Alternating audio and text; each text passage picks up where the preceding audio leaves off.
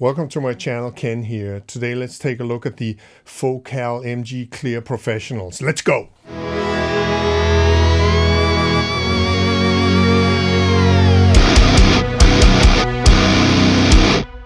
Please hit that subscribe button. Let me know what you think below.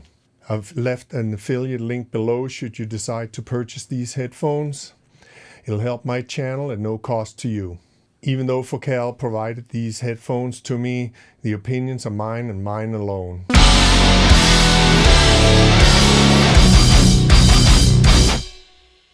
The Focal MG Clear Pro, pretty distinctive, very nice looking headphones, and they definitely stand out from the crowd visually. They're very well built for sure. So the specs are, they weigh 450 grams, slightly on the heavy side if you're used to lighter headphones, so they're going to feel a little bit heavy, but I don't think they feel uncomfortable or anything like that. They have an impedance of 55 ohms and a sensitivity of 104 dBs per milliwatt, which is actually very efficient. They're relatively benign to drive, and I did test them on both iPhone and iPad as well as high-end gear, and there was never an issue with driving these headphones. They're open back headphones, and they come with a bunch of accessories. They come with extra ear pads should these get ruined or dirty or something. So that's nice touch. They have a nice carrying case as well as two sets of cables. One is a 1.2 meter, 4 feet long cable, as well as this curly cable. More on that later. So all in all, a nice package as far as physical package. The way this works is it's basically an 1/8 inch plug that's kind of proprietary, the way the actual plug works. You just stick it in and that's the end of that.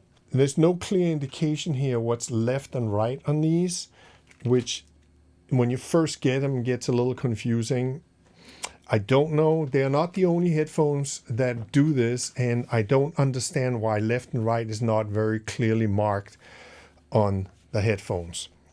So that's one little criticism I have. The other criticism I have is it comes with two cables. One is 4 feet, which would be too short in my studio.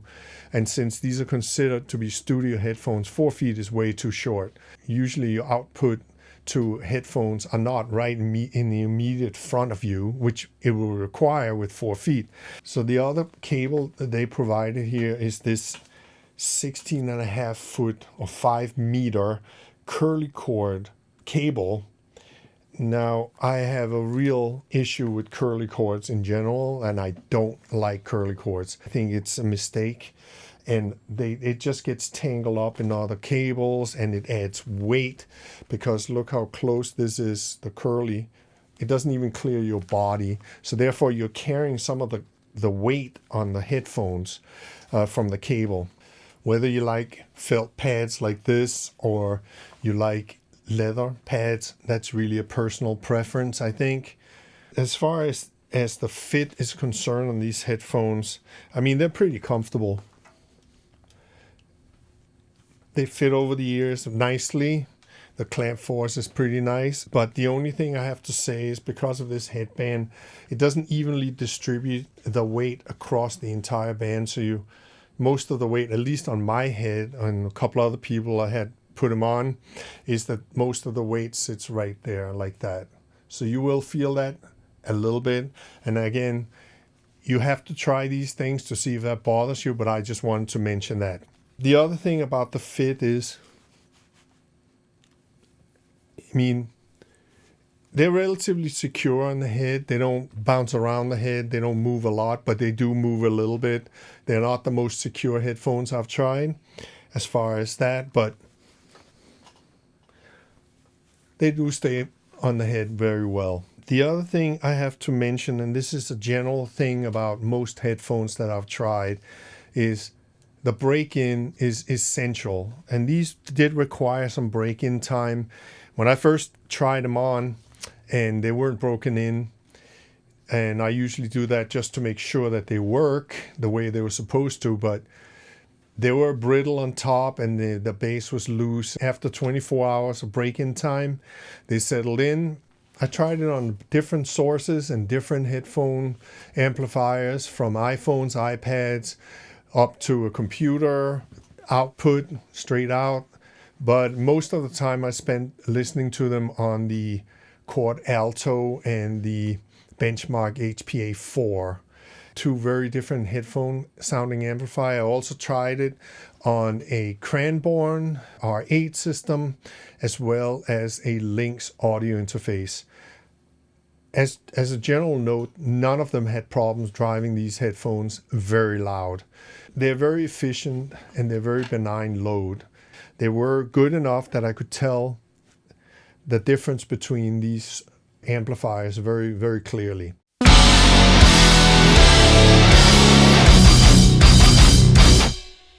Now, about the sound of these headphones.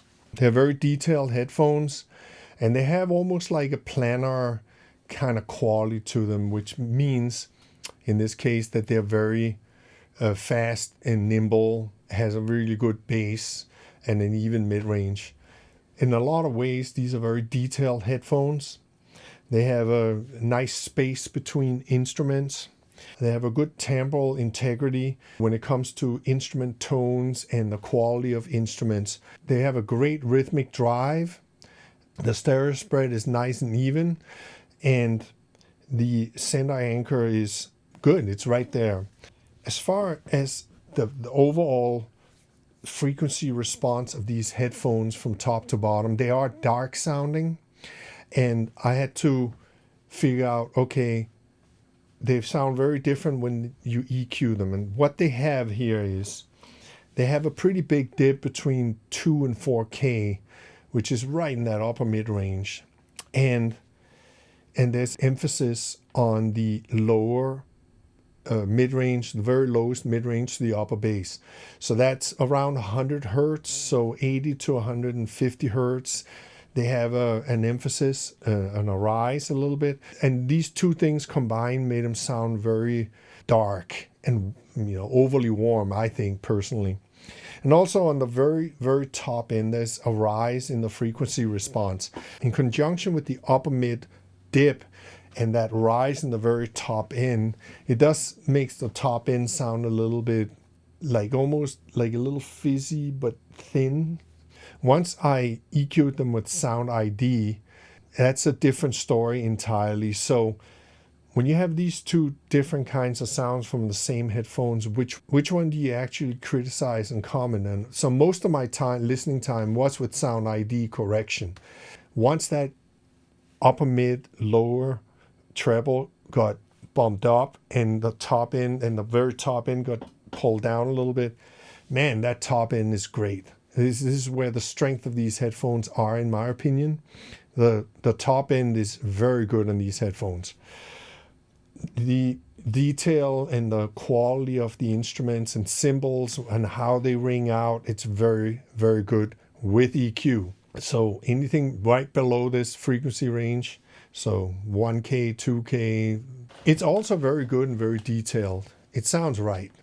Lower mids, same thing. Once you pull it down a little bit so everything is not overly warm, that's great. And the bass, it's punchy, it's accurate, but it does roll off at about 40 hertz. So a little bump below that helps a lot to get that fundamental kick drum sound up a little bit. Otherwise, you're not going to get the very bottom end. So they do require a little help here in that region.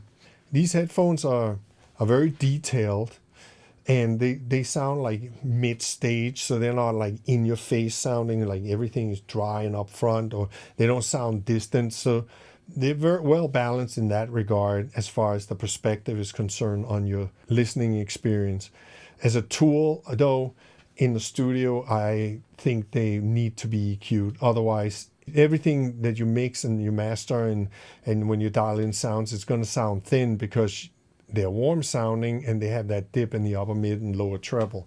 The other thing that I had an issue with these headphones is that when the first couple of weeks that I listened to them, it always sounded a little bit right heavy. As they were breaking in, it got less so, but I still don't think there's an equal match between the left and right. Maybe you should listen to them before you purchase them, or at least try them out first, that there's no discrepancy between left and right. Maybe it was just this pair I had in that was a refurbished pair, but maybe it's the cable. I don't know what it was, but I definitely heard like a little bit of difference between two sides.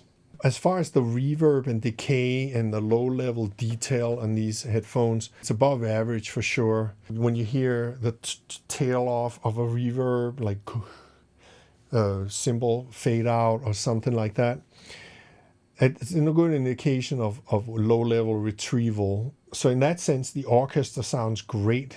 The dynamic range of an orchestra is huge, and they did a really good job on orchestral sounds and an orchestral representation. And I think this is where I like them the most.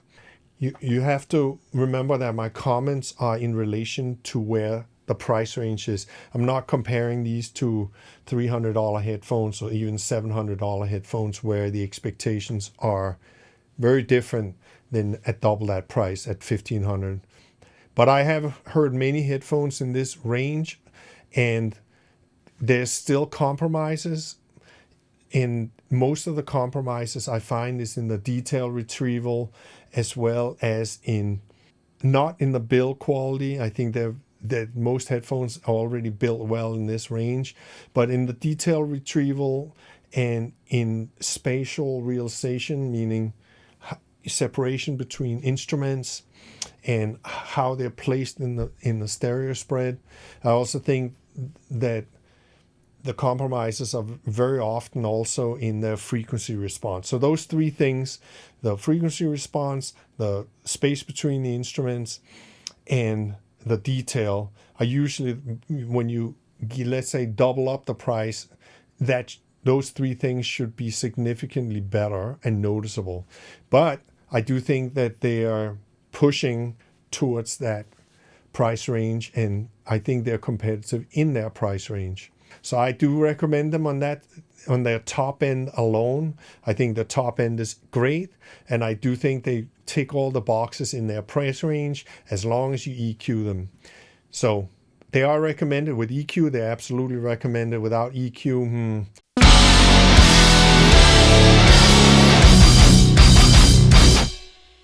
Thanks for watching. Please like, share, and subscribe. And until next time, take care.